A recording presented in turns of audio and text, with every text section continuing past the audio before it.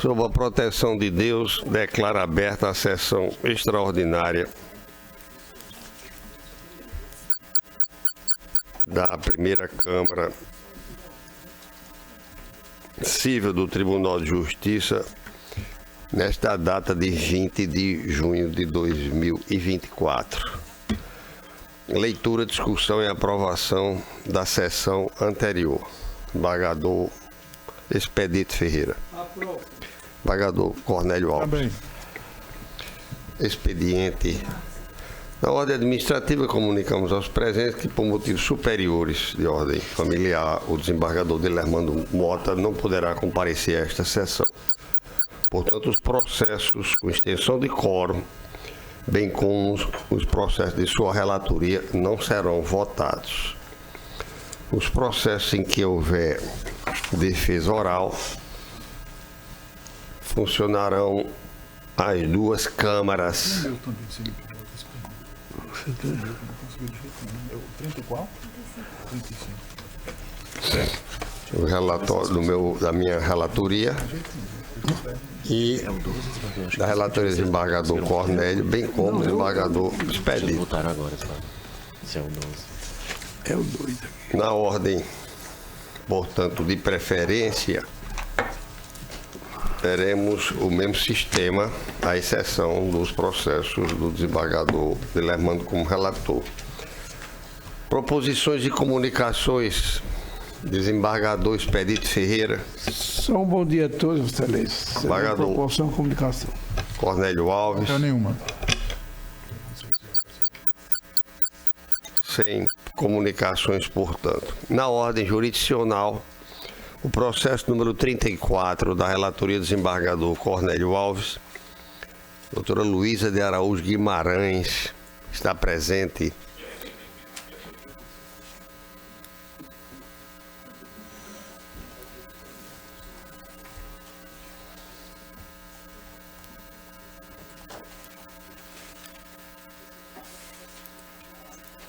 Também, desembargador Expedito, retomando um pouco a ordem administrativa, desembargador Expedito, conforme nosso entendimento, nas próximas 4 sessões, para teste, nós haveremos de fazê-las todas híbridas, para evitar o acúmulo de defesa oral.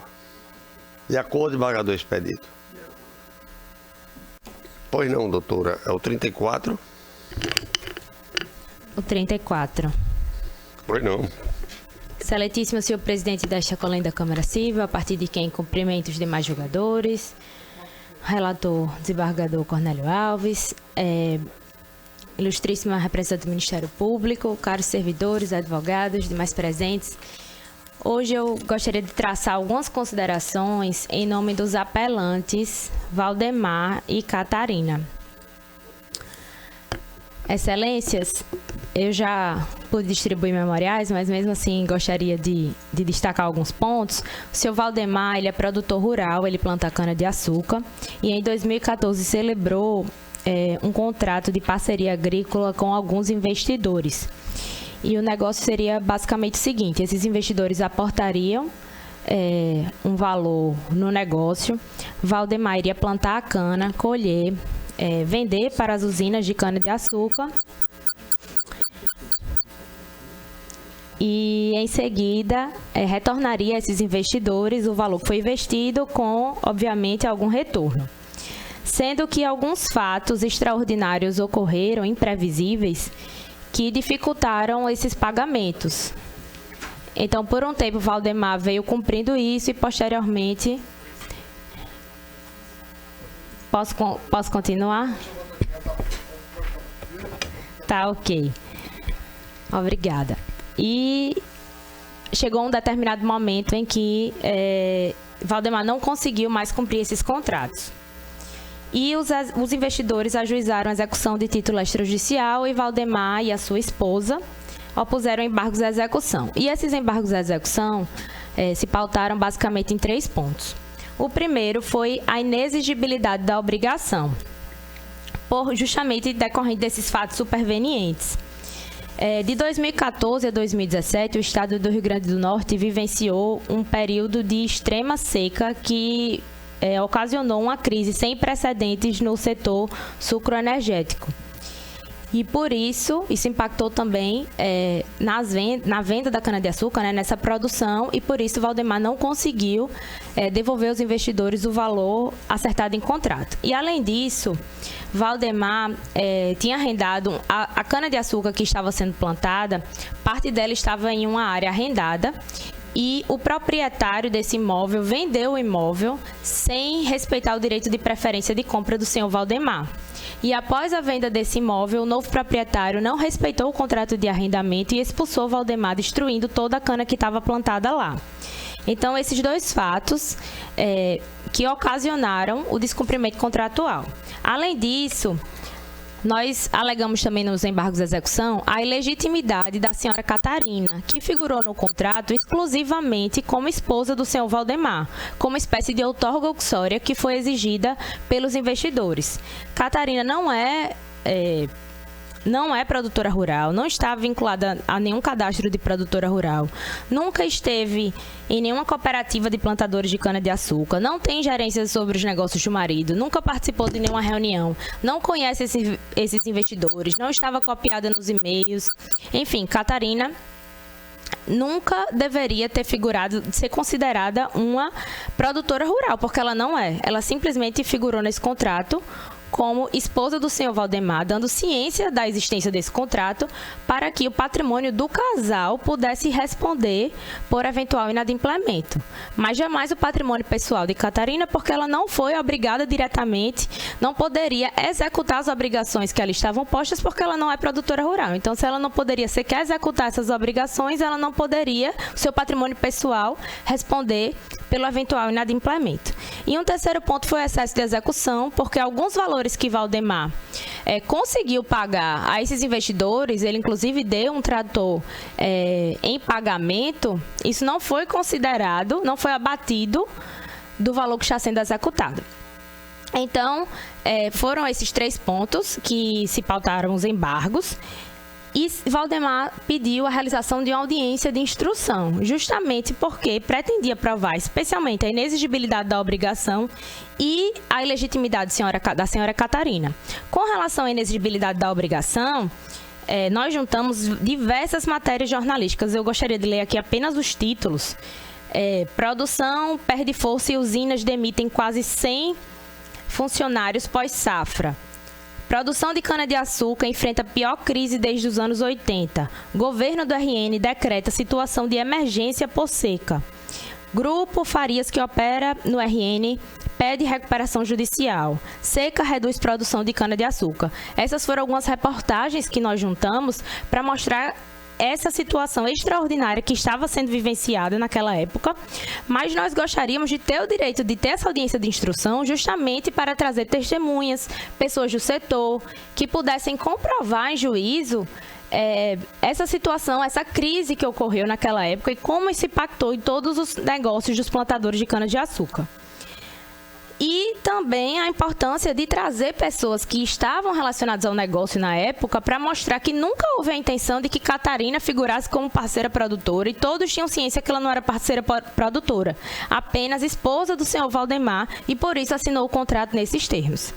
Mas essa audiência foi negada pelo juiz Ocó. O juiz Ocó entendeu que a matéria era exclusivamente de direito, mas na sentença, surpreendentemente, julgou improcedentes os embargos à execução sob a alegação de que as alegações dos embargantes não restaram suficientemente provadas.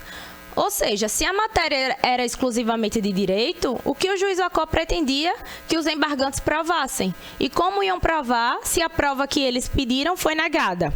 Então, está claro o cerceamento de defesa nesse caso.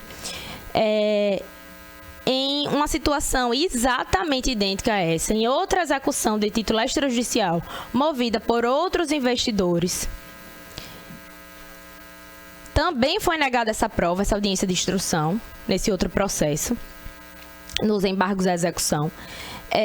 O juízo, essa outra vara, julgou improcedentes os embargos, nós apelamos, Valdemar apelou, E a sentença foi reformada, na verdade a sentença foi anulada pela segunda Câmara Civil, num acordo do desembargador, relatado pelo desembargador Vigílio, em que se reconheceu o cerceamento de defesa e se determinou o retorno dos autos à primeira instância para que seja realizada essa audiência de instrução, que está em vias de ser aprazada.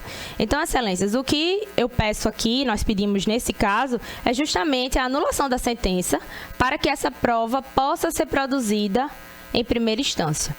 E caso assim não entendam, que a sentença seja reformada para que sejam devidamente apreciados todos os pontos alegados nos embargos à execução. São essas as minhas considerações, agradeço a atenção. Pagador, relator. Todas as questões levantadas aí na tribuna foram apreciadas, né? Principalmente essa do possível cessamento de defesa, estou rejeitando. A questão também de Dona Catarina, também aceitando como parte legítima. E entender que não há isso é execução. E eu estou mantendo a sentença de primeiro grau. E, portanto, há unanimidade de votos. Lamentavelmente, os contratos da época da pandemia têm que ser mantidos.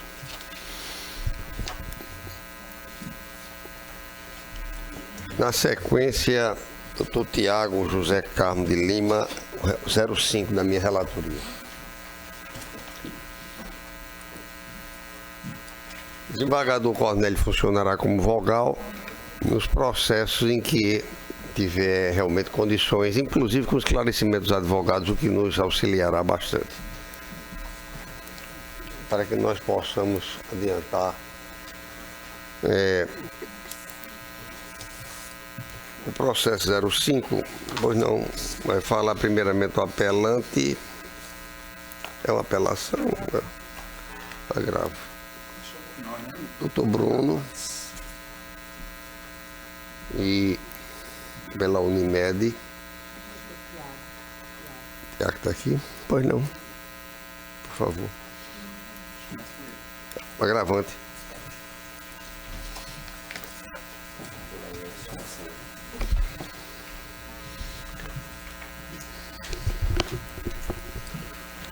Excelentíssimo senhor desembargador presidente, desembargador Cláudio Santos, demais desembargadores aqui presentes, ilustres eventuários de justiça, meus nobres colegas advogados, representante do Ministério Público que eventualmente esteja de forma remota.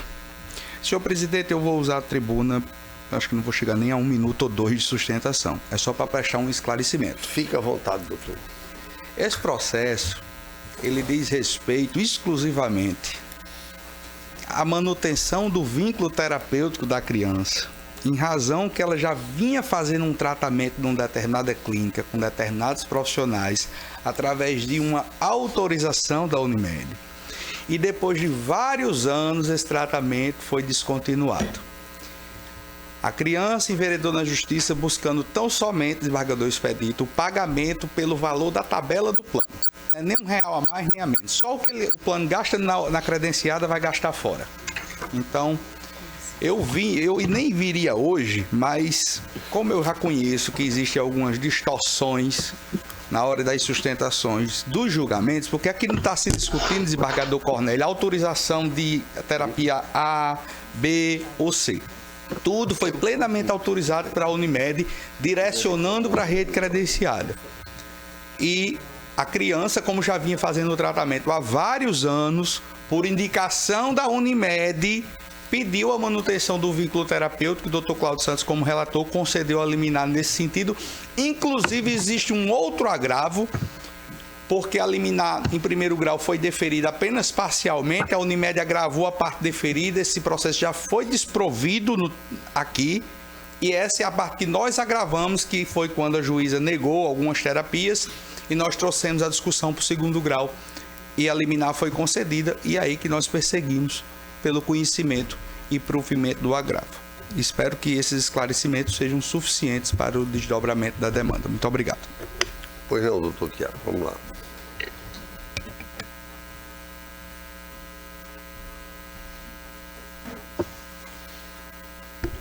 Bom dia a todos. Gostaria de cumprimentar Vossas Excelências no nome do presidente da Colém da Corte, ilustre representando o Ministério Público, colegas advogados, serventuários desta casa.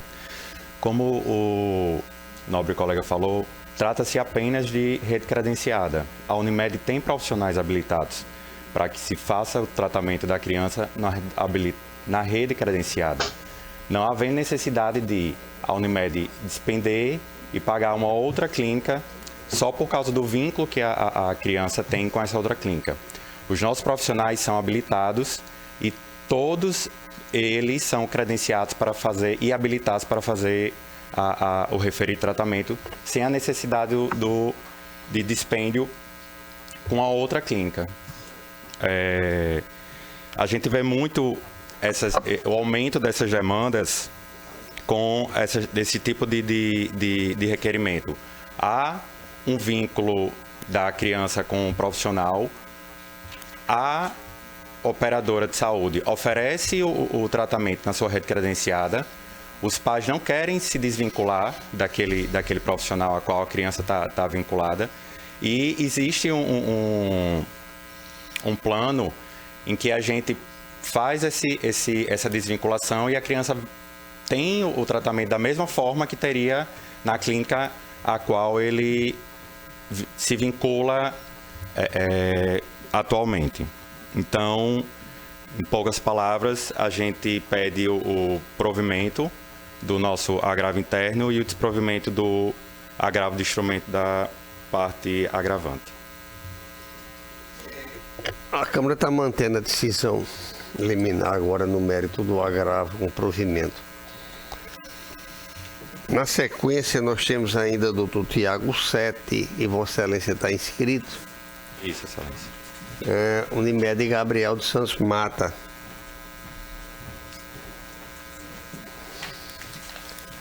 Vossa Excelência.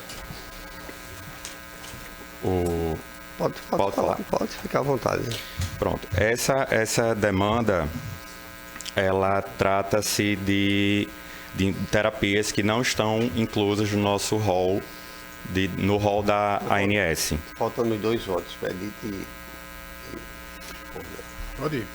Pode esclarecer. Aqui já. Certo. O processo que está em pauta nesse momento, ele trata-se justamente de demanda de beneficiário da Unimed que requer terapia que não está dentro da cobertura obrigatória do plano de saúde. Na nova redação do artigo 10 da Lei 9656, diz que, entre aspas, exista para que essas terapias sejam oferecidas, tem que existir comprovação de eficácia à luz das ciências da saúde, baseada em evidências científicas e de plano terapêutico. Pois bem, o que vem a ser essa comprovação científica?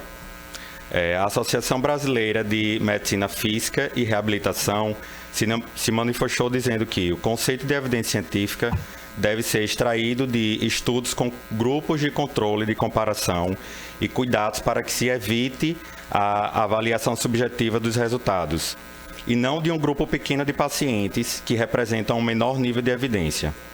Então, para se chegar ao que seja comprovado cientificamente, é preciso um estudo randomizado que comprove evidências de que certo tipo de tratamento é efetivo.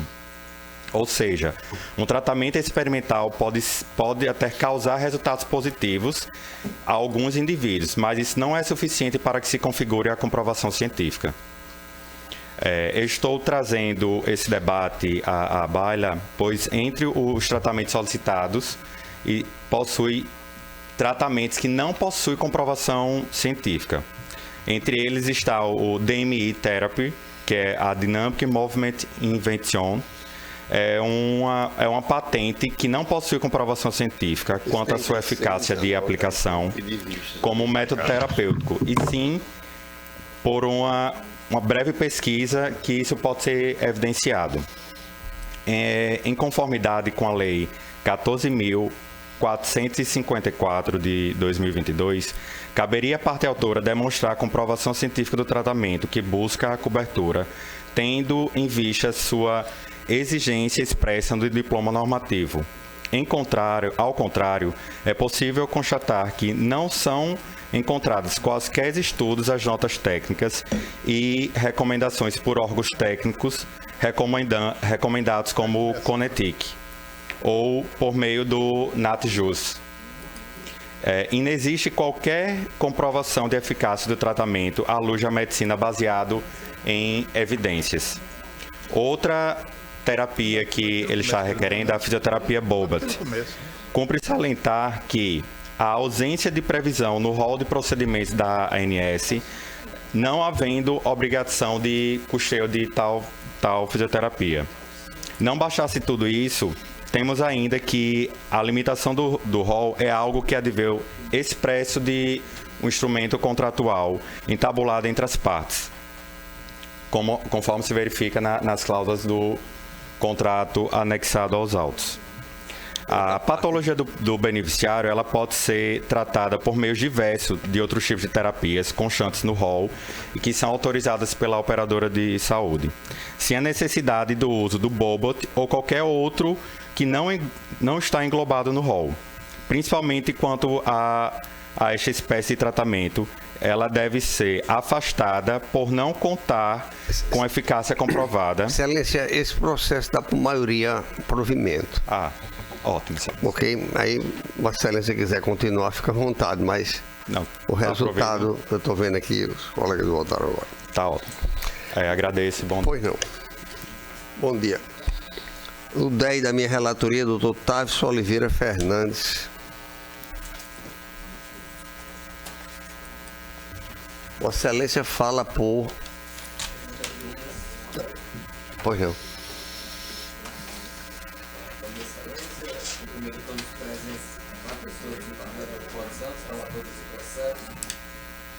Vossa Excelência está na... Como é o nome de Vossa Excelência? Vossa Excelência, eu queria que se identificasse com o nome completo e OAB, porque o pedido de outro advogado aqui. Por favor, para registrar. Davison Oliveira Fernandes, KBRN 17162. Ok. Vossa Excelência está na procuração. Perfeitamente. Não, mas não importa. O que importa é a afirmação aqui, porque fica registrado. Vossa Excelência tem um público e credibilidade para aceitar a interferência. Pode falar à vontade, doutor. Bom dia a todos. É questão de direito, né? Cumprimentar os presentes, física e virtualmente, pessoa do desembargador Cláudio Santos, relator desse processo.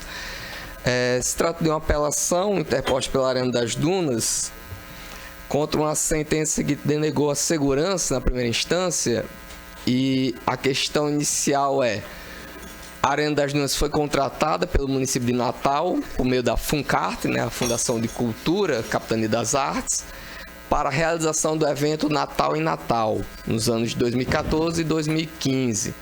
Isso no valor total de R$470 mil. Houve apenas um pagamento, no valor de R$40 mil, e diante da inadimplência, por um período superior ali a um ano, foi feito um pedido de compensação administrativa, que foi denegado em âmbito administrativo. O mérito do mandado de segurança aqui não é a razão para a negativa desse pedido administrativo de compensação. O ato coator nesse caso é um parecer, entre aspas, da PGM, que na verdade teve um caráter decisório na parte específica que determinou a FUNCART cancelar as ordens de pagamento. A sentença, na primeira instância, disse ali que o parecer, embora não usasse expressões como opinativo, teria esse caráter de meramente parecer, sem cunho decisório. Nós reconhecemos que existe ali uma parcela opinativa do parecer, de fato, quando se trata da prescrição. O parecer trata e diz que, enfim, houve o fenômeno da prescrição em relação ao pedido de compensação. Entretanto, existe uma parcela decisória desse parecer, quando especificamente a PGM determina que os autos administrativos retornem à FUNCART e se cancelem as ordens de pagamento. Esse é o teor específico decisório que foi atacado no mandado de segurança e não foi observado ali na sentença de primeira instância. Inclusive, é apontado na sentença que haveria uma pequena perda de interesse, se discute, né, o eventual persistência do interesse, sendo que houve um pagamento. Entretanto, houve ali uma pequena confusão, isso foi apontado em um embargo de declaração, um erro material. Se citou que houve um pagamento em outro processo administrativo, que foi citado apenas como exemplo para fundamentar as razões do mandado de segurança. O nosso questionamento é específico exclusivamente contra o parecer no ponto em que ultrapassa a competência da PGM no seu âmbito de emissão de parecer, de representação do município, e invade a competência da FUNCART, que é a quem cabe atuar na produção cultural e prestar contas dos recursos financeiros que lhes são disponibilizados. Esse é o cerne da questão. Como se disse, embora não haja os dispositivos no parecer no sentido de que é opinativo ou não, o que vale é o teor final em que se determina retornem os autos e cancele-se a ordem de pagamento. É esse ponto que se questiona e apenas se reitera essas razões, pugnando aqui pelo provimento do apelo. O processo pelo não provimento. Na sequência, nós temos o número 48 da relatoria do Dr. Igor de Sá Casado, da relatoria do desembargador Cornélio. Porque está anotado aqui. Não, mas ele não vai. Então não pode ser julgado, desculpe. Conforme anunciado, embora tem um engano aqui. 42, desembargador Cornélio, doutora Érica Juliana Louzeiro. Doutora, esse processo é uma remessa necessária cível, que é o recorrente do próprio juízo, que é uma remessa necessária, mas não cabe sustentação oral.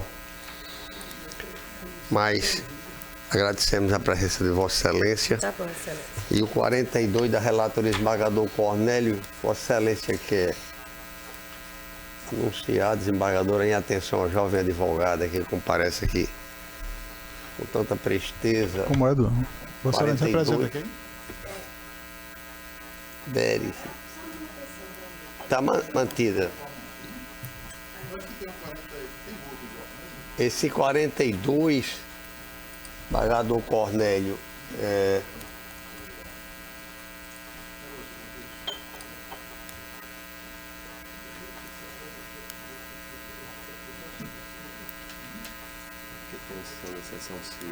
hein? Nesse caso, houve uma decisão do plenário do tribunal que absolutamente nós estamos vinculados pela reforma.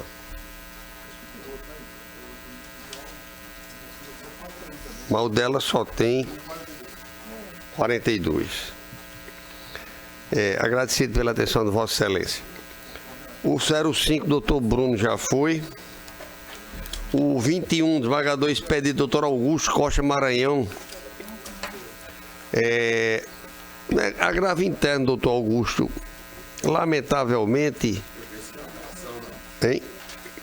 Não, agravo interno, 21 está anotado aqui, deixa eu ver.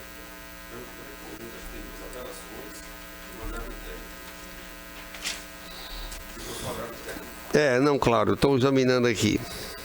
É porque pela anotação, pagador expedito, esse processo de rolamento. Aqui, agravo interno.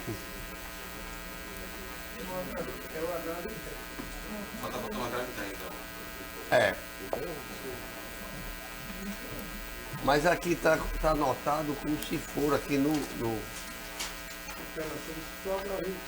É só o agravo.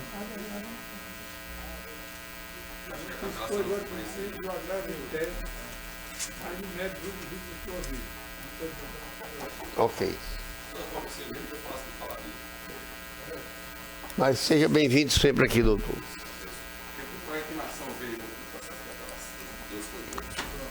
Ok. O 13, doutora Michel Cirino de Moura. Richel. É o 13 de minha relatoria.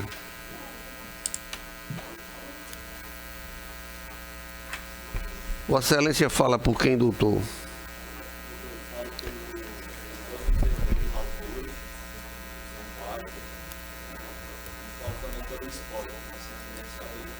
Maria Ruth Bezerra, disse eu vi que Vossa Excelência fala está com provimento para anular a sentença e voltar à instrução conforme pedido. Vossa Excelência quer falar ainda? A gente pode até mudar aí a decisão. Dispensa. Muito obrigado pela compreensão, doutor. Um bom dia. 16, desembargador expedito, doutor Breno Iasser Pacheco.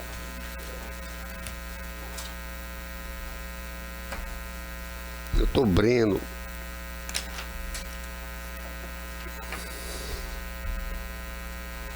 Meu amigo Caio Craco Pereira de Paula.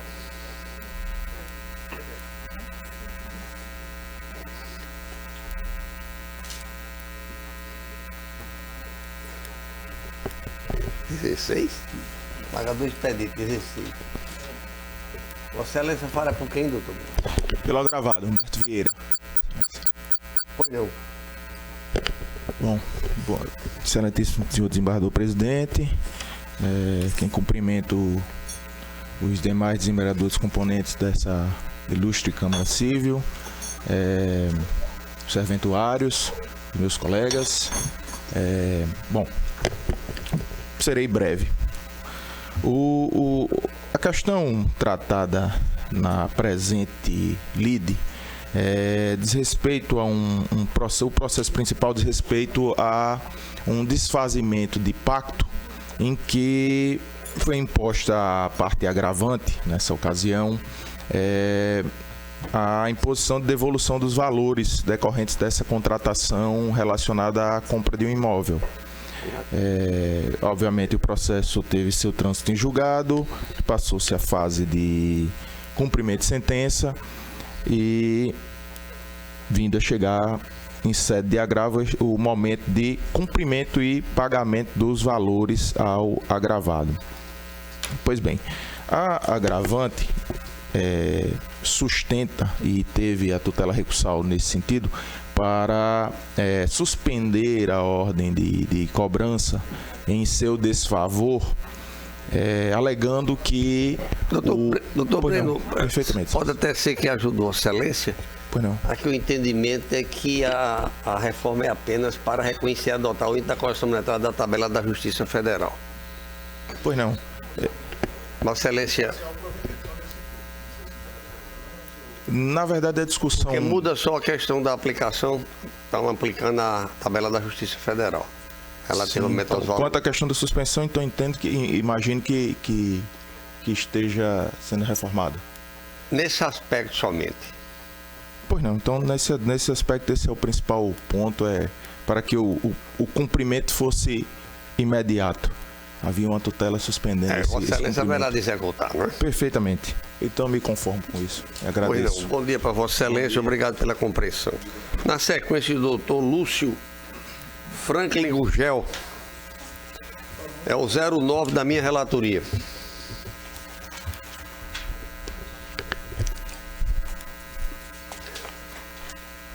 Vossa Excelência fala por quem, doutor Lúcio? Falo pelo agravado Alcindo Gomes de Araújo Neto. Alcindo Gomes de Araújo Neto. Pois não, doutor. Excelentíssimo senhor desembargador Cláudio Santos, presidente da primeira turma civil, ao qual, através de Vossa Excelência, cumprimento os demais desembargadores e colegas serventuários que estão aqui presentes e online. Até escutaram o nesse negócio. Excelência, trata-se de um agravo de instrumento, onde se objetiva a fixação de aluguel pelo uso exclusivo do meu cliente agravado de imóvel que será objeto de partilha de bens. Ainda não existe processo discutindo a a divisão desse patrimônio, onde a parte agravante sustenta que deixou lá e necessitou locar um imóvel próximo ao seu local de trabalho, no bairro Tirol, e requereu que o meu cliente pague o valor correspondente a 50% do valor que ela entende que seria o custo de locação desse imóvel. Na origem, esse pedido foi indeferido, pedido liminar. E o agravo de instrumento foi em razão do indeferimento do pedido da juíza, né, da segunda vara de família. O relator, doutor Cláudio Santos, concedeu a tutela de urgência e fixou em 50% o valor deste locativo. Excelência, em ambas as decisões, a parte agravada ainda não havia se manifestado nos autos, né? E aí trouxemos alguns elementos que são de inteira relevância para modificação do entendimento, né? Inicialmente, a questão do imóvel está em má comunhão, ou seja, não houve divisão ainda de parte de bens. O segundo detalhe, excelência, que a parte agravante ingressou com ação de alimentos e solicitou que a parte agravada pagasse 2/3 do aluguel dela. Então, consta na inicial de alimentos uma planilha onde nesse cálculo ela insere 2/3, né? E o juiz de primeiro grau deferiu a liminar os alimentos da forma que foi requerido. Então, o segundo ponto que a gente coloca. Uma terceira questão, excelência. Só voltando nesse ponto aí do aluguel, o aluguel dela é R$ 3.200. O valor que o autor paga para colaborar no aluguel da parte agravante corresponde a R$ 2.133. Ele está pagando pensão no valor de 5 salários e 87. 87, que corresponde ao montante de R$ 8.288,44. Então, o que ocorre, excelência? Outra questão que a gente coloca é o valor desse aluguel. O aluguel do meu cliente está residindo, o imóvel, né, que ele reside, é no condomínio residencial Geraldo Galvão. Não é um condomínio de alto luxo. É um condomínio de médio padrão. É um condomínio constituído em mais ou menos, eu não tenho os dados aqui, mas com certeza menos de 100 lotes. A construtora construiu a maioria dos imóveis, são imóveis padrões, em terreno de 200 metros quadrados. A infraestrutura desse condomínio é precária e não justifica um aluguel que a parte agravante indicou no valor de R$ 5.700. Se vossas excelências consultarem pela OLX ou através, certamente já veio algum processo onde se discutiu o preço de aluguel em condomínio de alto padrão aqui em Natal e na região de Parnapirim. Dificilmente, por exemplo, o imóvel na Cidade dos Bosques. Pronto, o aluguel seria um outro ponto que colocamos. O agravado, após receber a intimação, ele buscou precificar o valor do aluguel. Ele contratou uma consultoria de um corretor de imóveis e solicitou também um laudo da Remax. A Remax avaliou, e o corretor avaliou o imóvel dele no valor de R$ 2.500. O agravado também solicitou de vizinhos que têm imóveis locados, contrato de locação e recibo de pagamento. Os vizinhos pagam em torno de R$ 2.000. É a média.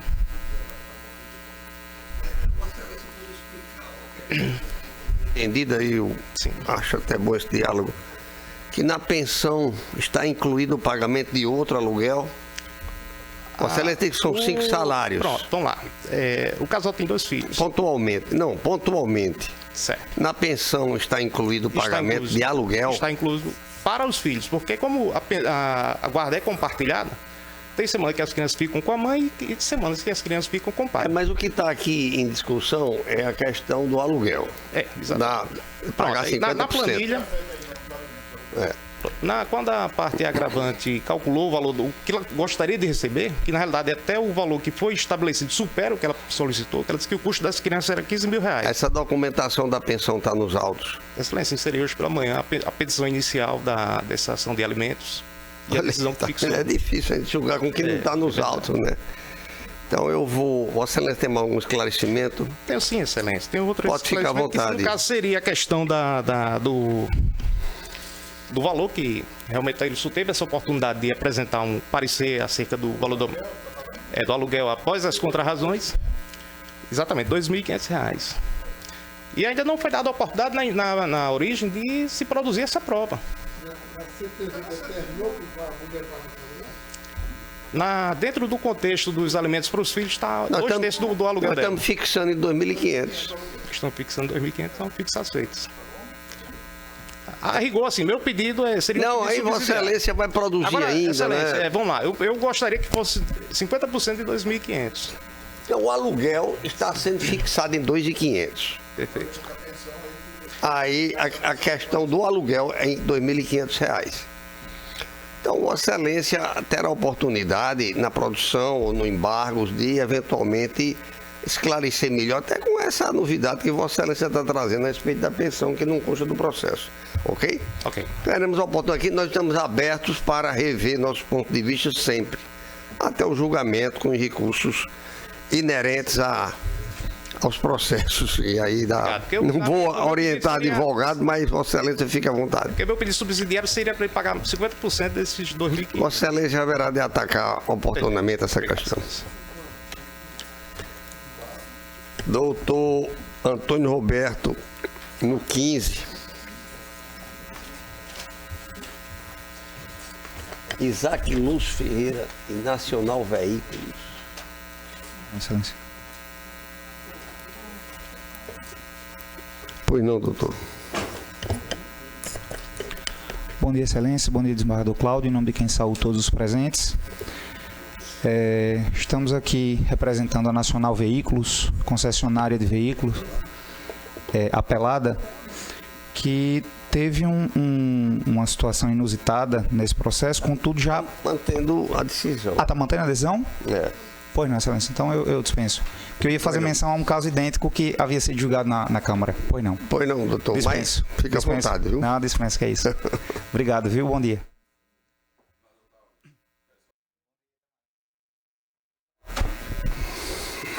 Não havendo mais advogados presentes fisicamente, passemos então à sala virtual. O 1 está inscrita a doutora Maria Isabel, mas não é tutela de urgência ou evidência, portanto não cabe. O 2 foi retirado de pauta. Foi retirado de pauta em conjunto com esse outro. Vai retirado de pauta para ser julgado em conjunto com o outro que está pendente. O 3 é Deison Santos Rodrigues Nunes. Não presente. Sequência Josiano Gontijo de Araújo Macedo.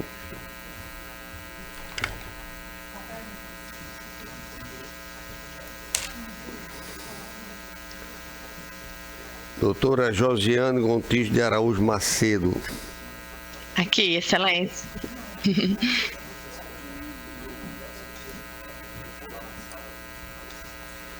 Pois não, doutora? Bom dia a todos, né? A Vossa Excelência, Dr. Cláudio Santos, desembargador, a todos os presentes, e agradeço a oportunidade por estar aqui com vocês. Peço desculpa à luz, eu estou meio sem energia aqui hoje. Estou muito grata por esse tempo, né, de vocês, por me ouvirem, todos. E eu quero fazer algumas considerações. Primeiro eu vou fazer um breve resumo dos fatos que eu considero de extrema importância com relação ao que se trata essa tutela que nós estamos aqui pleiteando, que a gente considera extremamente urgente para a gente evitar danos irreparáveis. Uma criança, um menor de idade, do qual o autor, no caso o agravante, tem guarda compartilhada com a mãe, e nesse sentido, a convivência com o menor era pacífica e constante, extremamente frequente. Sempre, quase que a metade dos dias, se a gente for contabilizar durante o mês, revezavam os feriados, as datas comemorativas, dias dos pais, Natal, Ano Novo. Então, assim, aquela convivência paterna efetiva e diária, em que a guarda compartilhada, a mãe resolveu por si só, sozinha, o pai reside aqui, né, na cidade de Uberaba, que é de onde eu estou falando agora no momento. Ela resolveu por si só se mudar de residência para Tibau do Sul. Só que ela não fez isso de maneira correta, conforme a lei. Ela não buscou autorização nem paterna nem judiciária. Ela simplesmente pegou a criança. Era final de novembro, ainda não tinha, inclusive, nem terminado o período escolar. Quando o pai procura a criança, procura a mãe, vamos combinar as férias, que eu quero marcar uma viagem, o Natal esse ano é comigo, e não obteve resposta nem da mãe, isso tudo está constante nos autos. Todas as provas, todas as conversas constam tudo nos autos. E a mãe simplesmente não respondia, não retornava, e o menino não sabia, a criança não sabia de nada, não tinha informação suficiente. Apenas no dia 5 de março, o pai procurou a escola do menor aqui e falou: meu filho está matriculado, como que tá? Ele sem saber notícia da criança.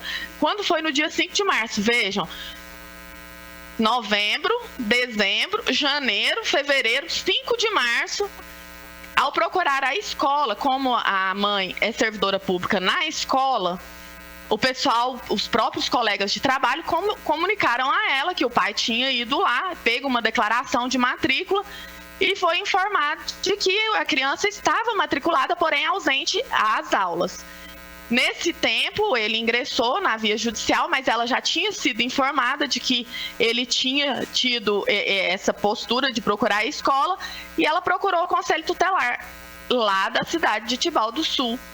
E nesse momento, o Conselho Tutelar informou ao pai de que a criança tinha mudado de residência. Então, foi uma situação totalmente ilícita, totalmente fora de controle, né, para o pai. O pai não tinha nem conhecimento e nem teve poder de praticar qualquer ato ou qualquer, né? Nesse sentido, eu gostaria de fazer algumas reflexões, trazendo inclusive para a minha vida pessoal, porque no dia 18, que era inclusive o dia que estava marcado para o julgamento dessa decisão aqui, eu estava me preparando para estar aqui nesse momento e, coincidentemente, mas eu acredito muito em que nada é por acaso, era o aniversário do meu pai. O meu pai já é falecido, mas eu me peguei muito reflexiva pensando na minha vida, na minha própria vida mesmo, trazendo aqui o quanto meu pai representa na minha formação, inclusive nas minhas próprias atitudes. Ele é falecido hoje, mas hoje eu tenho certeza de que eu sinto a força e o amparo do meu pai em todas as minhas decisões, em todas as minhas posturas. O caráter do meu pai eu reflito em todos os meus momentos, porque eu tive o meu pai presente comigo, né? Então, mesmo que o meu pai tenha falecido, o meu pai, ele é parte de quem eu sou. Uma coisa que ninguém nega, que já foi, inclusive, muito debatido em todas as comunidades científicas relacionadas à questão emocional, psicológica da formação do ser humano, é que é indubitável a questão da importância paterna na formação do caráter e na formação da personalidade da criança e do adolescente. Ou você é grato por ter um pai presente, e isso reflete nas suas decisões e isso reflete na sua postura de vida, ou você carrega traumas eternos por ter um pai ausente, por ter um pai negligente na sua formação. Isso não tem dúvida nenhuma. Tanto é que toda essa importância já foi tão debatida que ela foi trazida para os próprios dispositivos legais. Está ali, previsto no artigo 1634 do Código Civil que, independentemente da guarda, é direito da criança. O Estatuto da Criança e do Adolescente traz toda essa proteção. Compete a ambos os pais, qualquer que seja a sua situação conjugal, o pleno exercício do poder familiar, que consiste em, quanto aos filhos, conceder-lhes ou negar-lhes consentimento para mudarem de residência permanente para outro município. O que a gente tem aqui? Tanto o pai quanto a mãe têm direito. Eu não estou questionando a importância da mãe, porque eu sou mãe, eu tenho a minha mãe presente, eu sei, estou trazendo a minha história de vida, porque a gente não desveste para falar. A gente carrega o que a gente é. E a mãe é importante também. Só que isso não exclui o pai. A presença paterna é de fundamental importância. A gente tem essa previsão e a vedação de mudança, ela é expressa na lei de alienação parental. A mãe não pode mudar de domicílio sem justificativa, sem um motivo justo.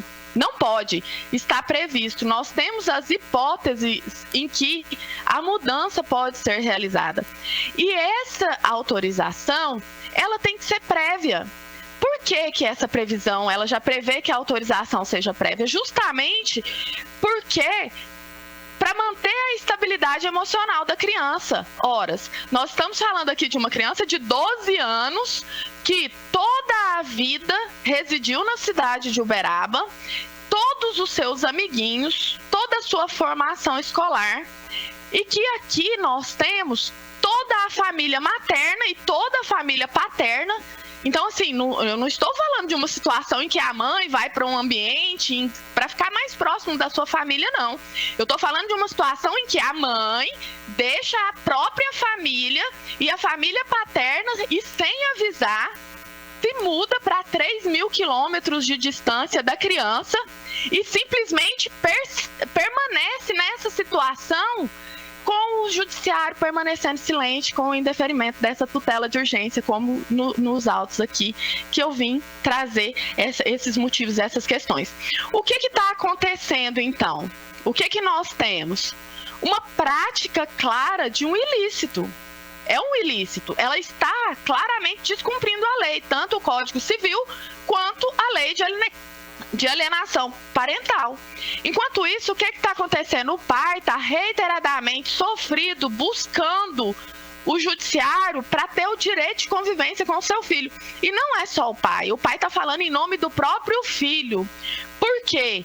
Inclusive, eu juntei nos autos o áudio em que o filho está conversando engasgado com o pai. Pai, eu falei para minha mãe que eu não queria vir para cá. Pai, eu quero ficar perto do senhor. Eu chego a arrepiar. Porque eu ouvi o áudio, eu chorei. Eu chorei de ouvir a criança pedindo para ficar próxima do pai. Gente, pelo amor de Deus, é uma situação extrema em que a mãe tirou a criança. É uma inversão total do ônus da prova. A tutela de urgência, ela serve para quê? Para manter justamente a estabilidade, para a gente evitar traumas maiores, para a gente evitar problemas futuros e a estabilidade emocional dessa criança. A retirada da criança do seu vínculo familiar tem que ser exceção. E quem tinha que procurar o judiciário pedindo autorização para mudar tinha que ser ela. Por que ela não fez isso? Por que a mãe não pediu autorização para mudança? Porque ela não tem motivo justo.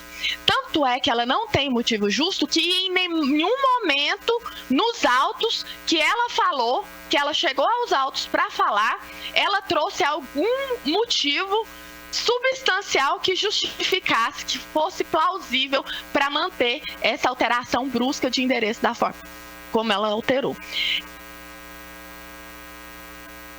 Excelências, que nós estamos trazendo aqui, um pai que é pobre, é vendedor de cachorro-quente, e uma distância de aproximadamente 3.000 quilômetros, que só de passagem de avião para ele ver o filho, ele vai gastar aí quase 10 mil reais. Vamos supor que a passagem esteja na promoção, 6 mil de passagem, hospedagem. Quanto que esse pai vai ter que ter? Será que ele vai conseguir ir lá uma vez ao ano para ver o filho dele? Será que essa convivência vai ser mantida? E o que a gente tem aqui para trazer? A gente precisa trazer que ela é uma funcionária concursada aqui no município, encontra-se de licença saúde. Tal informação foi trazida nos autos e não foi impugnada em momento algum. Inclusive, foi juntada a prova que a planilha dos servidores efetivos consta nos autos. Ela é uma servidora efetiva, concursada, está em licença saúde, se mudou, encontra-se na cidade de Tibau do Sul em período de descanso, lazer, eu não sei, né, quais são as reais intenções dela. Acredito que por ser uma cidade litorânea de praia seja isso. E ela juntou também uma questão familiar de um irmão paterno que foi criado distante, não tem vínculo nenhum com a criança, nenhum. A mãe dela, que foi quem ajudou na criação da criança até hoje, ela morava aos fundos, tudo isso está trazido direitinho na inicial, no recurso. Ela morava nos fundos da casa da mãe, quem ajudava a cuidar da criança era a mãe dela. Estou falando da mãe dela, não é nem da mãe do pai, não. Da mãe dela. A mãe dela, o irmão da criança, que é adulto, que reside na cidade de Uberaba, maternos. Os tios que têm plena convivência, além de toda a família paterna. O pai, os irmãos, tem um irmãozinho pequeno que mora na cidade de Uberaba. Toda a família paterna mora na cidade de Uberaba. Então, essa mudança, sem dúvida nenhuma, é prejudicial à criança. A inversão nesse sentido do pai em desespero, buscando a justiça para trazer o filho de volta, por que a mãe até hoje não sanou essa deficiência com relação à autorização judicial para mudança? Porque ela não tem justificativa, ela não consegue justificar ter se mudado para tão distante e levado o filho. Então é nítida a prática do ilícito. Em casos de ilícito, é dever do judiciário que faça cessar essa prática e não deixar permanecer, né, postergar tanto no tempo, que essa perpetuação simplesmente está validando uma conduta completamente abusiva dessa mãe.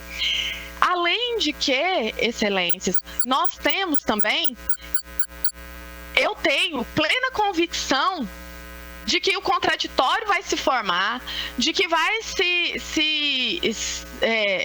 tudo vai se esclarecer, que ela vai ser condenada à prática de alienação parental, tudo mais. Mas e o tempo? Quem vai trazer de volta os dias dos pais que essa criança está passando longe do pai dele? O jogo de futebol, que ele ama futebol, que o pai dele não está podendo levar ele mais. Quem vai trazer de volta o presente de Natal? Já se passou um Natal, já se passou um aniversário da criança, que eles se ligaram chorando, eu vou juntar nos autos iniciais a fala. Já se passou uma Páscoa que todos os anos o pai ia com ele escolher o ovo de Páscoa. Doutora, eu tenho um minuto. Certo, eu já estou finalizando. Até quando isso vai permanecer no tempo? Eu tenho plena convicção de que nós teremos êxito, mas esse processo vai durar o quê? 2 anos? Até 3, dependendo de estratégias processuais que nós sabemos que existem. Isso é justo com a criança? Vamos olhar o pleno direito do menor à convivência paterna. Não vamos pensar só nas questões processuais, mas e o menor? Ele não tem direito a conviver com o pai? Eu espero que essa decisão seja reformada, porque eu tenho plena convicção de que está tudo acontecendo errado aqui. Ok, doutora. Mantendo a decisão, a Câmara unanimidade.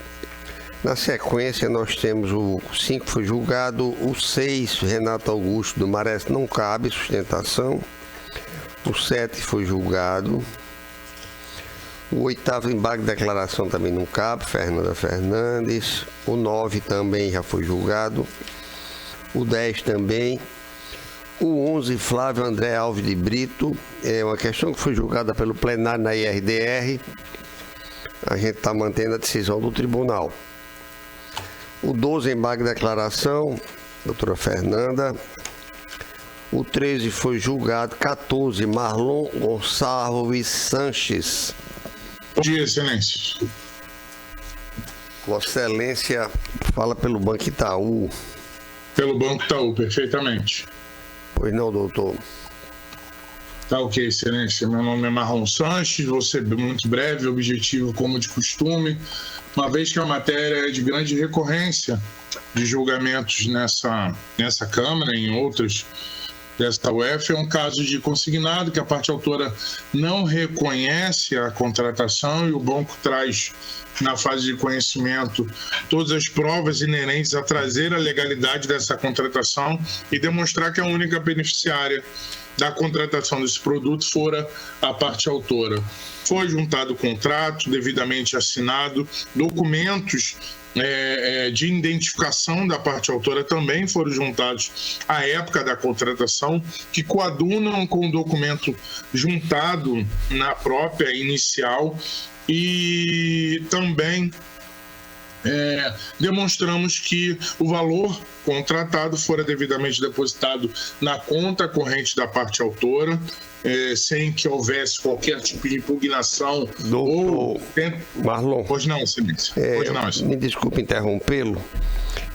Eu vou retirar esse processo de pauta, porque tá okay, há uma inconsistência aqui no relatório, e como relator eu vou retirá-lo de pauta.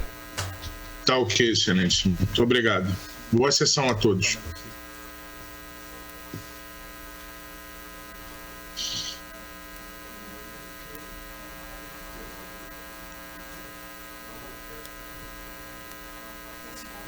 De pauta. De mesa. Será novamente, oportunamente julgado, doutor Marlon. Tá ok, Excelência. Mas não vou tirar de pauta não, vou tirar só de mesa. Acredito que na próxima quinta-feira ele deva vir a julgamento. Ficará na pauta, ok? Tudo bem. Bom dia para Vossa Excelência, obrigado pela compreensão. Excelente sessão a todos, Excelência. Muito obrigado. Saúde. Faço desse mesmo jeito. O 17, Humberto de Souza Félix. Não está presente. O 18, Tiago Tostes. O P Brasil Serviços. Não está presente, julgado. 19, Gabriele Rangel Pedro. Telefônica Brasil Holding. Desprovimento. O 20, Gisele Rocha da Silva Pereira. Bom dia. Pois não, doutora. Bom dia a todos. Cumprimento o desembargador Cláudio Santos como presidente da primeira Câmara. Saúdo o relator da Desembargador Expedito Ferreira. Exato, doutor Expedito, o relator da apelação. Falo em nome da apelante Redenção, administradora de consórcios. Pois não. Excelências, essa apelação se insurge contra a sentença de primeiro grau que deu procedência à ação proposta pela apelada, onde foi solicitada a restituição de parcelas pagas a título de consórcio. Essa consorciada, ela desiste do prosseguimento do contrato de consórcio e solicita a devolução das parcelas. Há um detalhe importante em que, na petição inicial, a consorciada apelada, ela requer a restituição das parcelas e pede que, em vez da cláusula penal no percentual de 20%, lhe seja aplicado o percentual de 10%. Ocorre que a sentença apelada, ela foi ultra petita no nosso entender, porque em vez dela pelo menos aplicar os 10% que a autora apelada solicita, ela afasta a aplicação da cláusula penal. Então tem essa conotação nesse julgamento ultra petita, onde pelo menos a taxa de 10% deveria ficar resguardada em favor da apelante.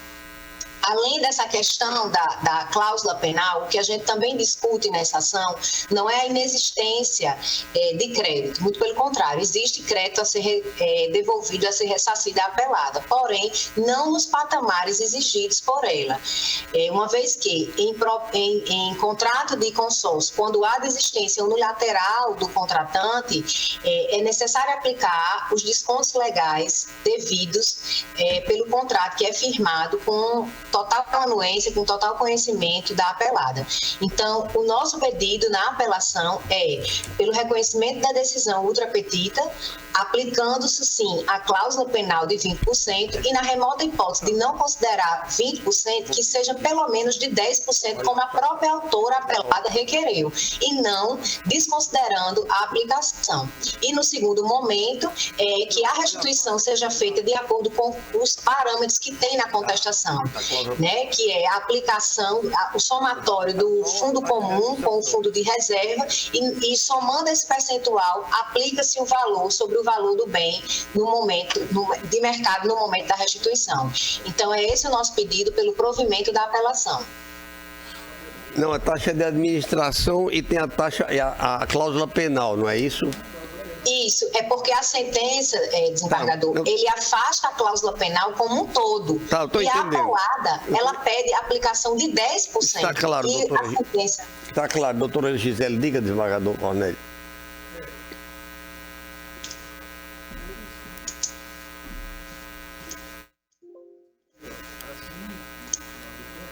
Você está pedindo esclarecimento. Tem-se que o percentual estabelecido no contrato, a título de taxa de administração de 20%, sobre a quantia não paga, se mostra. Mas é a cláusula penal. É verdade, a cláusula penal. Aí, então, você não vai pedir bicha, né? O pagador expediente aceita os 10% ou peço bicha? Não, ele está dizendo que o 20 é abusivo, né? Mas está no contrato, né, da desistência, tá porque vai de qualquer maneira para os consorciados, né? Ela está defendendo aí. Então vamos incluir a taxa da cláusula penal de 10% e a taxa de administração também. Ok, doutora Gisele? Ok, muito obrigada. Vou continuar na sala. Atendida a ponderação de Vossa Excelência. Muito obrigada. 22, Carlos Henrique Trajano Bechara. É porque ela só pediu... Excelência, bom dia. Bom dia. Meu nome é João Rafael Gândara, eu estou substituindo o Dr. Bechara, que infelizmente não pôde estar presente. Eu estou nos autos, a minha OAB é a OAB-RJ 152255. Se Vossa Excelência me autorizar, eu estou pronto para sustentar. Pois não, doutor. 22 da pauta, por favor. Perfeitamente, Excelência. Estamos aqui pela apelante, a Central Eólica Baixa do Feijão. Excelentíssimo senhor presidente, excelentíssimo senhor desembargadores, excelentíssimo senhor representante do Ministério Público, demais servidores e colegas presentes, esse é um caso em que se discute fundamentalmente o custo de um alvará de funcionamento, senhor presidente. E um alvará de funcionamento que hoje deve ultrapassar o valor da vultosa quantia de R$500 mil apenas para um único ano.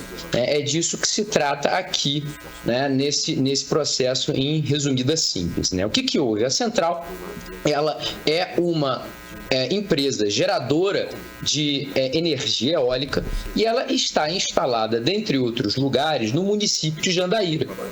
E o que fez o município de Jandaíra nesse caso que está sendo objeto aqui da cobrança em execução fiscal?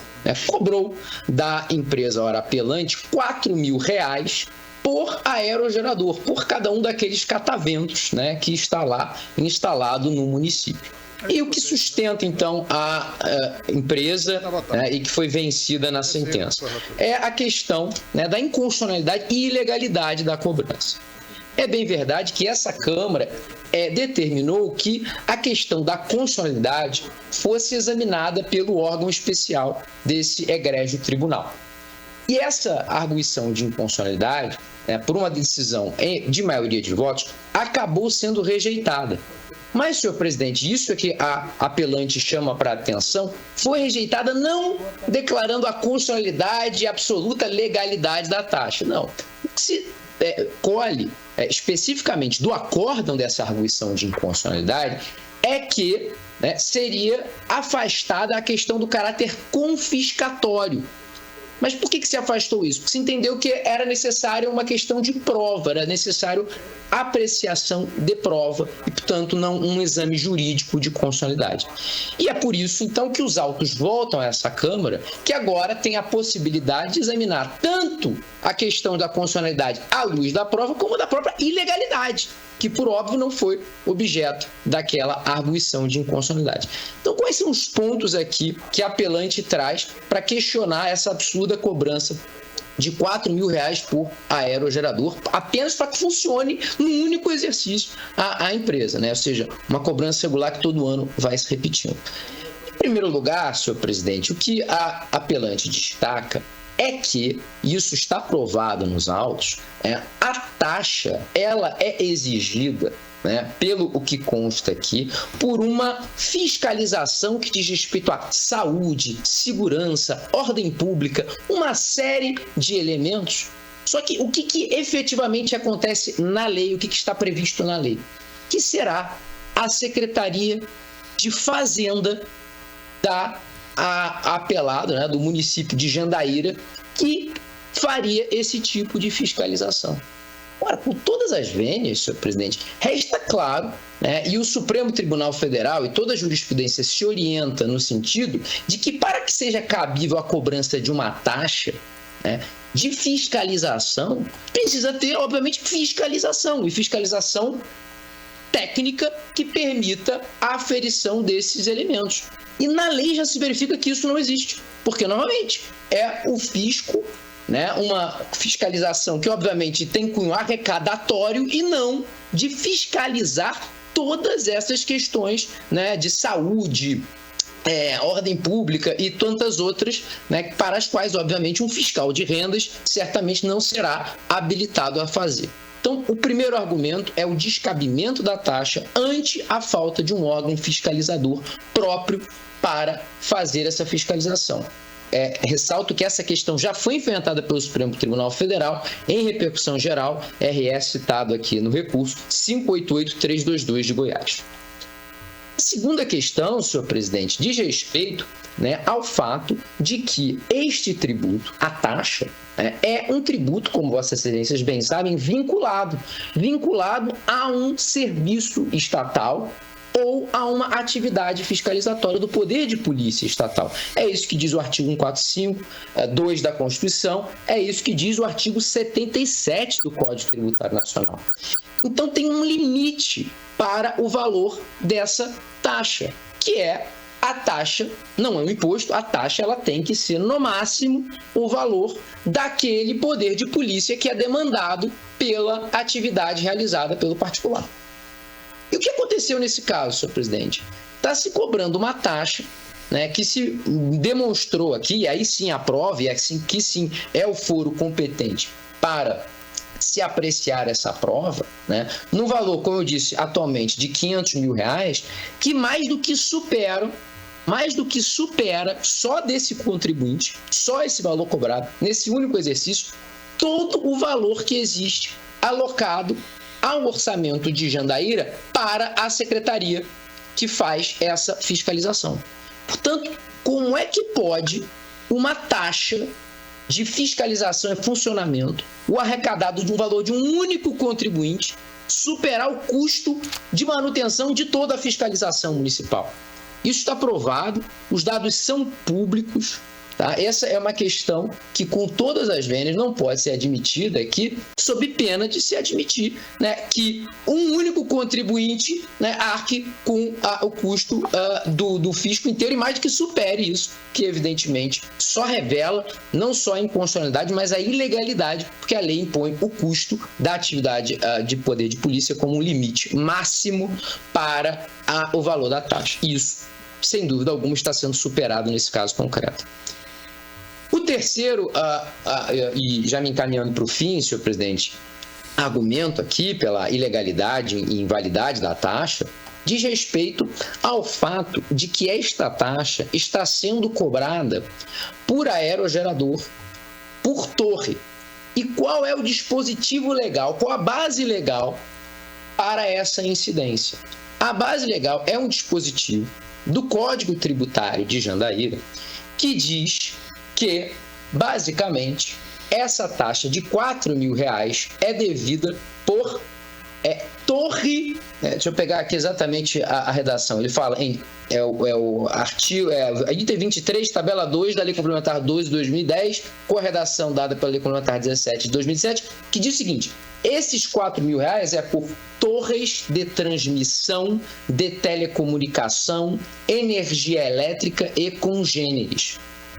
Tanto, senhor presidente, aqui está se tratando de uma torre de transmissão, telecomunicação, aquelas antenas enormes, que são uma delas instalada no município e etc.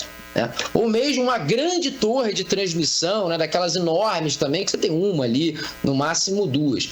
Aqui, senhor presidente, o que está acontecendo é claramente uma analogia, né? Uma analogia em matéria tributária, porque está se entendendo que cada uma daquelas torres eólicas, daquelas turbinas eólicas, cada um daqueles cataventos que as pessoas veem quando andam pelo interior do Rio Grande do Norte, é que cada um deles deveria ensejar uma cobrança específica no valor de R$4.000.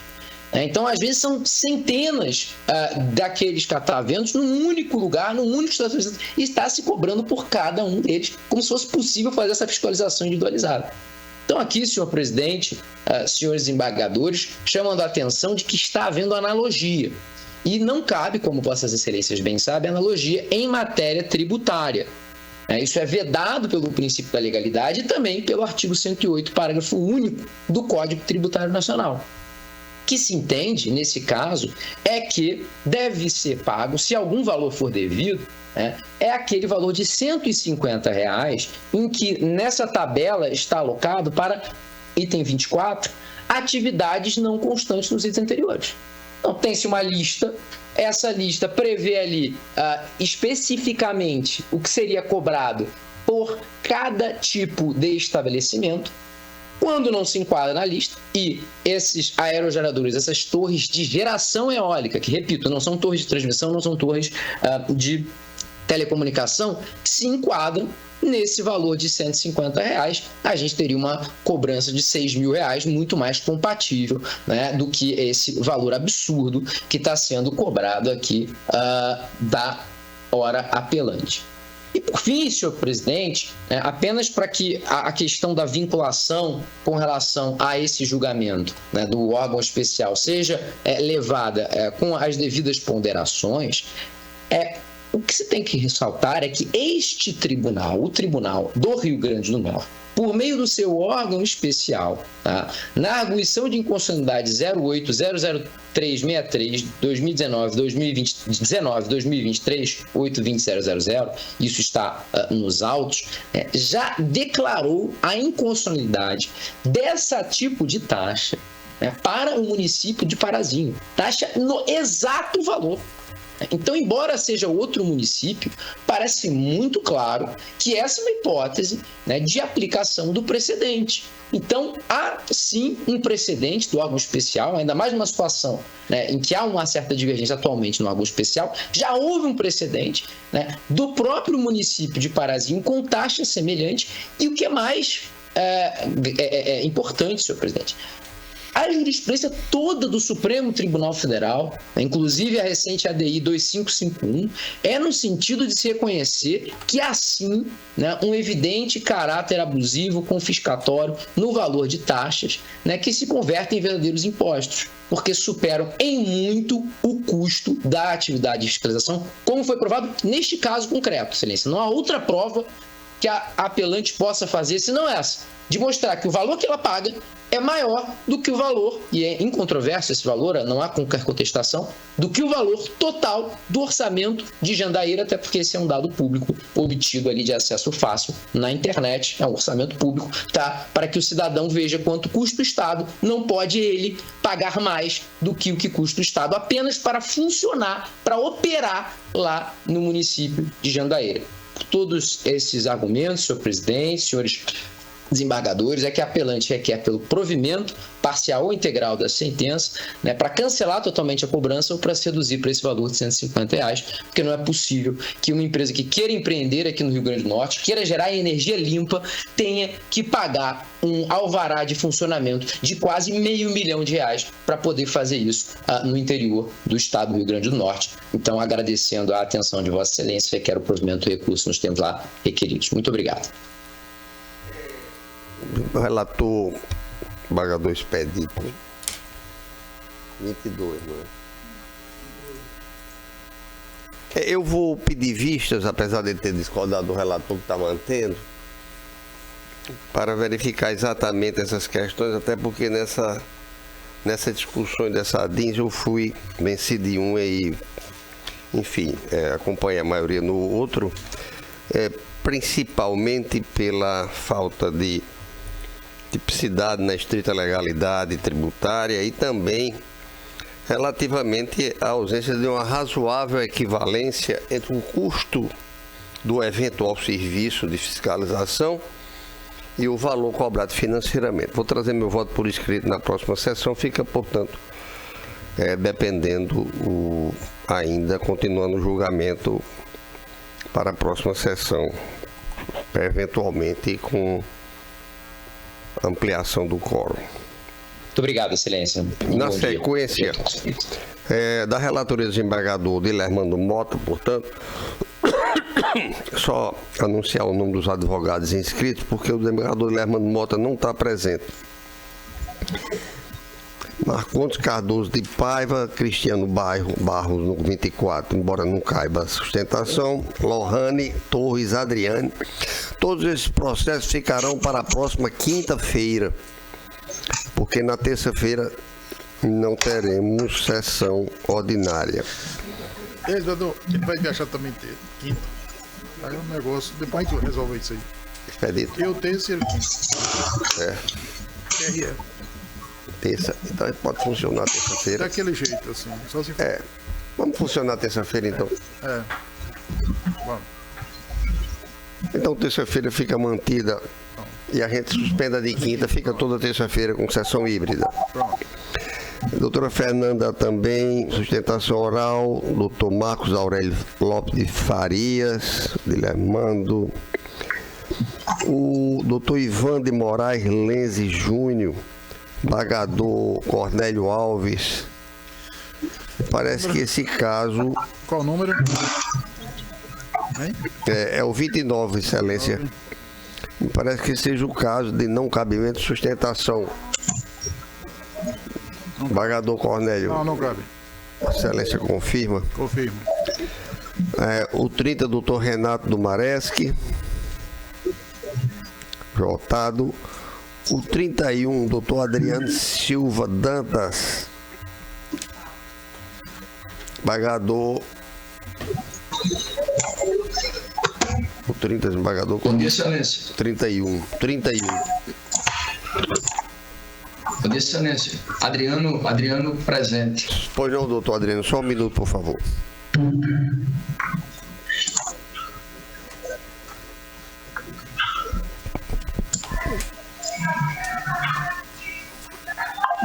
Agravo não cabe, sustentação? Sabia não. Apelação cível que a apelanta Aurenísia Celestino Figueiredo Brandão, Cooperativa de Trabalhadores. Pois não, doutor? Apelante gera iniciar, Excelência. Qual o número? É o 31? O 31. O 31, doutor. Eu estou devolvendo os autos para segmento. Anulando a sentença para instrução, doutor Adriano. Renovação de instrução. Anulando a sentença, ok. Ok? Tá bom. Tá bom. Obrigado, Excelência. Bom trabalho a todos, aos colegas também que estão... 32, doutora Fagna Leiliane Rocha. Não está presente, julgado. Pela ordem, Excelência, eu estou substituindo a doutora Fagna. Inclusive, já consta o subestabelecimento aos autos. Vossa Excelência fala por qual parte? Pela Canal.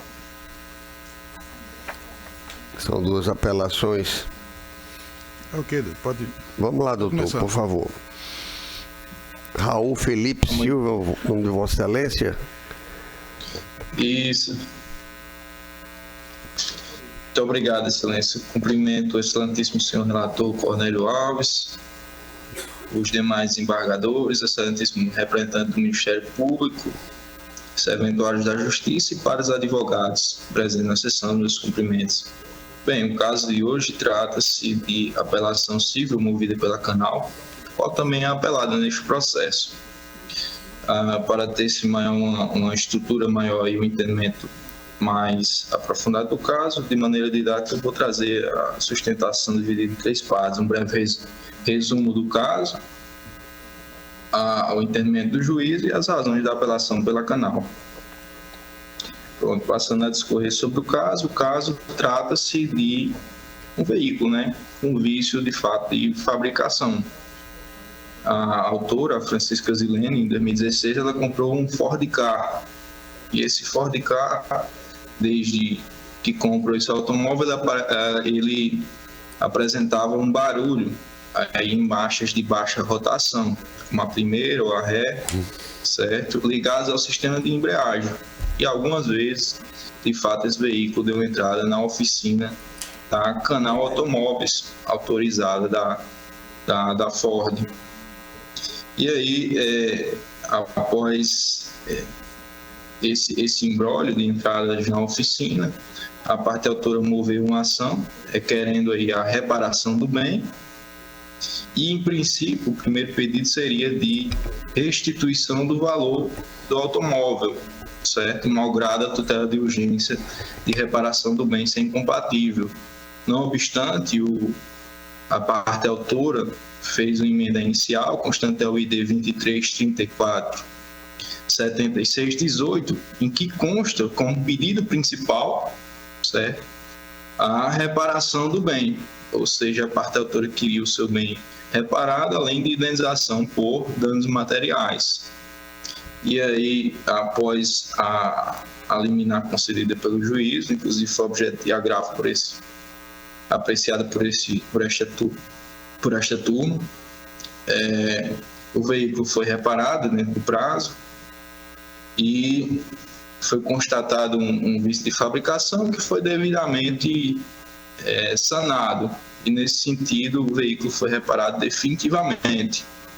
Inclusive, o veículo, como era apenas um barulho, ele nunca esteve impróprio para uso, né? Apenas apresentava um barulho incompatível com o veículo novo. E, de fato, o veículo foi reparado conforme consta em perícia. Só que aí, entrando já na segunda parte da estrutura da sustentação, o juiz, o ACOL, entendeu pela compensação moral, aí condenando solidariamente a Canal enquanto oficina, assistência técnica, e bem como condenou a devolução dos valores segundo a tabela FIP do veículo. Mas aí o grande problema é que o pedido principal da parte autora foi de reparação desse bem. Ou seja, o juiz ACOL fez uma apreciação per saltum dos pedidos. Deixou de apreciar o pedido principal da parte autora, que seria a reparação do automóvel, né? Inclusive, fato que prejudica não só a parte autora, como todas as partes envolvidas na lei, já que foi desempenhado um certo esforço para reparar o bem definitivamente, e ele, de fato, foi recuperado definitivamente, e o magistrado ACOL, com a devida vênia, andou mal, e desfez todo o negócio, né? A revelia do princípio da pacta sunt servanda e da boa-fé objetiva também, convenhamos. Então, em razão do princípio da congruência, entendendo aqui que o magistrado ele julgou fora dos limites da ação, porquanto os pedidos subsidiários analisam-se na sequência, né? E o pedido principal foi formulado em sede de emenda inicial de reparação do bem, requer a anulação do julgado, ou, não sendo o caso de Vossas Excelências entenderem por apreciação per saltum dos pedidos, e aí contemplação de fato dos interesses da autora e bem como das partes que repararam bem, que seja reformado o julgado a fim de contemplar esse pedido principal de reparação do bem, ao invés do pagamento segundo a tabela FIP, que de fato não interessa a nenhuma das partes. Seguindo aqui para as razões de apelação, outra questão que se sustenta também é a ilegitimidade da Canal Automóveis. A Canal Automóveis, Excelência, nada mais é do que uma autorizada, né? Uma oficina que presta serviço, mas aí eu não sei se Vossa Excelência tem conhecimento de como é que funciona um serviço veicular em garantia, mas é aberto um chamado, certo? Junto à montadora, nesse caso a Ford, que não mais atua no Brasil, como Vossa Excelência acredito que devam saber. E aí são enviados fotos, vídeos e é oportunizado a engenharia mecânica da montadora, o diagnóstico sobre o serviço e a autorização do serviço. Ou seja, no frigir dos ovos, a oficina mecânica ela só faz tão somente aquilo que é aceito e determinado pela montadora Ford, prestando um serviço de assistência técnica. E nesse caso, conforme constatado em sede de perícia, os serviços prestados pela Canal Automóveis, eles não apresentam qualquer vício, Excelência. O vício foi, em verdade, uma peça chamada volante do motor, que recebe as vibrações surtidas pelo sistema de embreagem.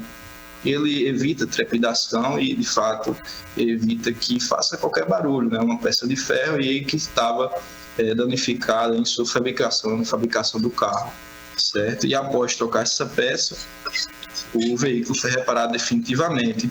O fato é que tem-se um caso aí de distinção entre vício do produto e vício de fato.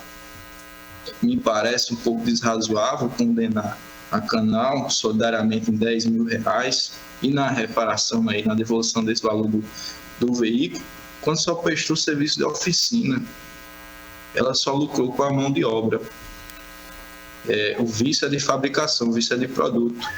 O vício de produto, conforme o artigo 18, ele possibilita a restituição do valor, de fato, o abatimento proporcional do preço, certo? Diferente do vício de serviço, que não aconteceu no caso, mas que possibilitam somente a reexecução do serviço, devolução da quantia paga ou o abatimento proporcional aí do preço. Então, são situações diferentes, enquanto a assistência técnica a oficina mecânica me parece um pouco desproporcional. Seria como o ar-condicionado da sala de Vossa Excelência dar problema no compressor e Vossas Excelências chamarem o rapaz da manutenção e condenarem solidariamente por um problema no compressor.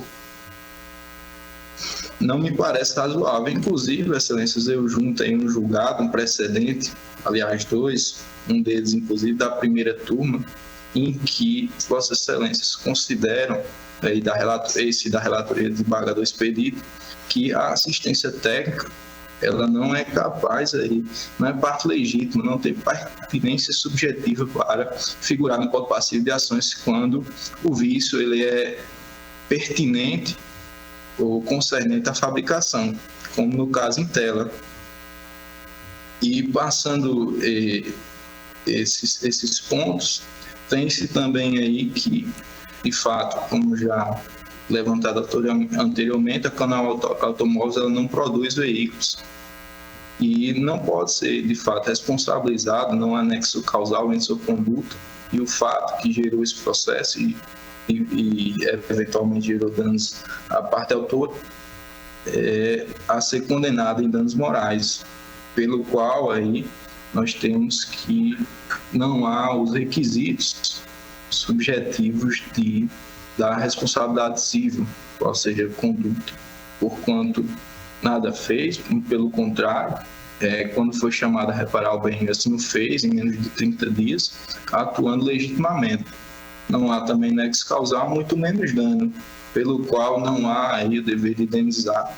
E tratando-se de vício de produto, com a devida vênia, a Canal Automóveis entende que a responsabilidade de fato não é sua, pelo qual pede a reforma do julgado para excluir a condenação solidária também.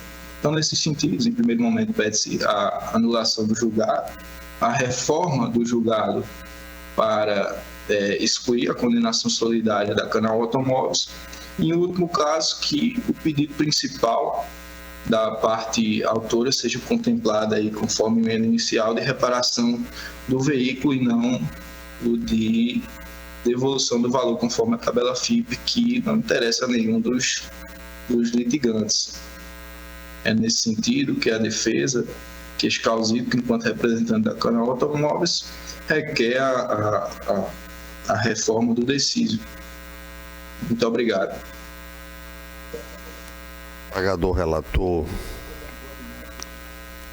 Estou dando provimento ao recurso da parte apelante, né, que é autora, para condenar solidariamente as demais empresas, né, e desprovendo os demais recursos apresentados. Ok. O 33... Pela ordem, poderia repetir? Eu não... Só um minuto, por favor. Diga, doutor Raul, por favor. Só pediria ao doutor Cornélio para repetir, porque cortou um pouquinho aqui. Eu estou dando provimento ao apelo interposto pela autora, né, para condenar as empresas demandadas solidariamente pela indenização que foi fixada. Viu? Ok, Vossa Excelência haverá de... E dando desprovimento aos demais recursos. Ler a decisão ter teor no órgão oficial. Na sequência, porque quem falou na sala? Mais alguém se pronunciou na sala virtual? Doutor... Está me ouvindo? É Ivan quem fala. Eu escutei o senhor falando que não cabe sustentação oral no número 29, com agravo de instrumento. Eu não sabia que não cabia. Doutor, mas não trata julgado... de tutela de evidência ou de urgência, viu? Por isso que não cabe. Certo, mas foi julgado? Sim, foi julgado. Foi julgado, sim. Qual foi o julgamento, por favor? Conhecimento e parcial provimento. Do número 29? Sim. Vossa Excelência haverá de tomar conhecimento do inteiro teor da decisão no órgão oficial. Somente para a substituição da penhora. Bom dia para Vossa Excelência. Substituição da penhora. Mas, Excelência,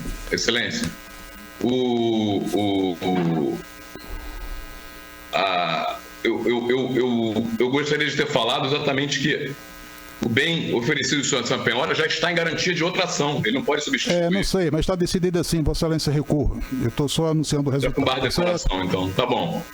Ok, bom dia para Vossa Excelência. Lindenberg Fernando Dutra, do 33.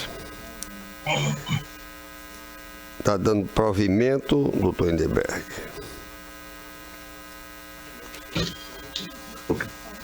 O 34 foi julgado. 35, doutora N. Ange Soledade Bittencourt de Araújo. Esse processo não está disponível no sistema.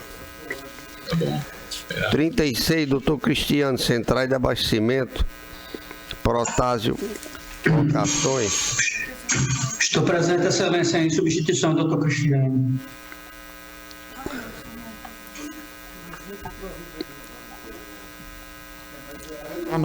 O feito à origem, né? Nulidade da sentença. Vossa Excelência, a Câmara está decidindo pela nulidade da sentença para voltar à origem para a instrução. Perfeito, Excelência. Muito obrigado a todos. De nada, um bom dia.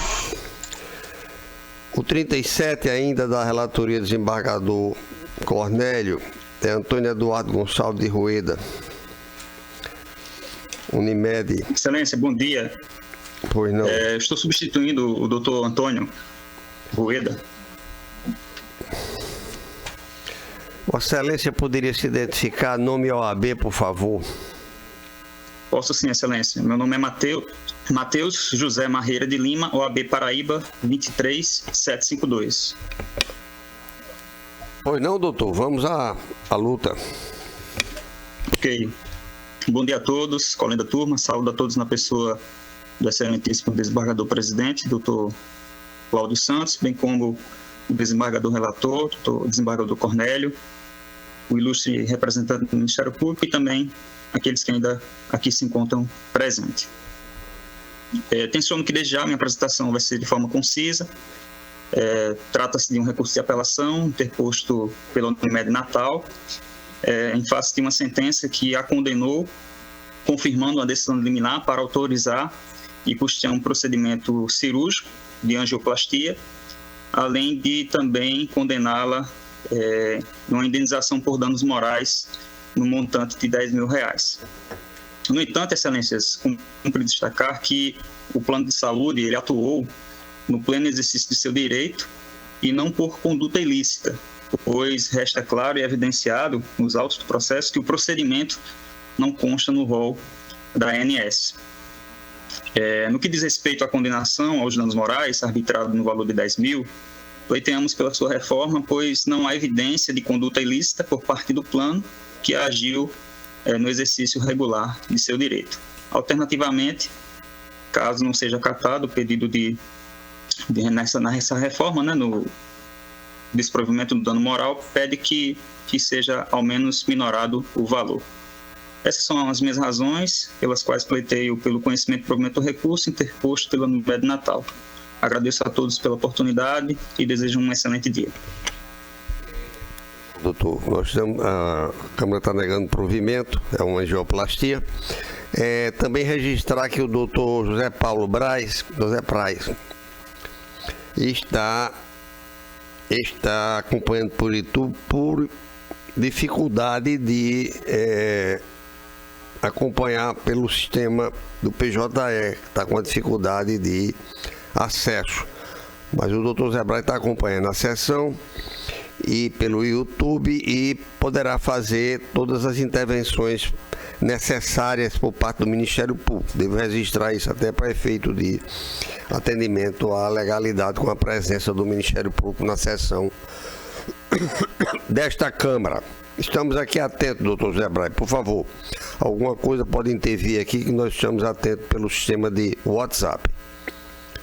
Na sequência, o doutor Ricardo Alexandre de Oliveira Pufal.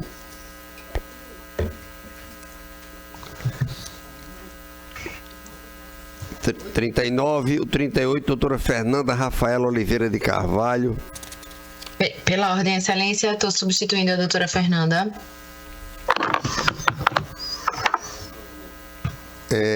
Vossa Excelência apelada pelo Banco C6? Isso. Estamos mantendo a decisão, doutora. Ok, excelência, dispensa a sustentação. Bom dia para Vossa Excelência. O 40, doutora Gisele Rocha. Presente, excelência. Aliás, desculpe, vamos o 39 primeiro, doutor Ricardo Alexandre.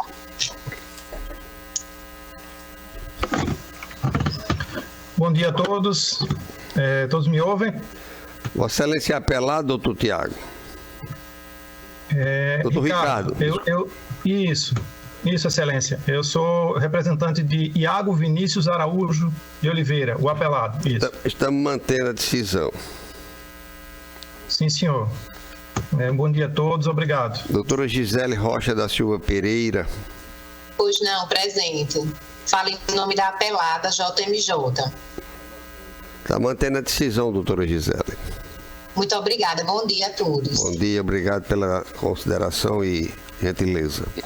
Flávio José Alves de Brito. Também remessa necessária, não está presente. 42, Érica Juliana Louzeiro de Lima, não cabe sustentação oral na residência. Já foi julgado. A extensão de quórum, os advogados intimados para julgamento da extensão de quórum não vai ser possível, dada a ausência do desembargador, justificadamente desembargador Delermando Mota. E agradecemos a presença e sempre a disponibilidade e a elegância da desembargadora Berenice Capuchu, que estava na sala até há pouco. E não mais havendo processos a julgar, alguma Consideração dos advogados presentes à sala. Não havendo, declaro encerrada a sessão, mantendo-se a sessão híbrida da próxima terça-feira.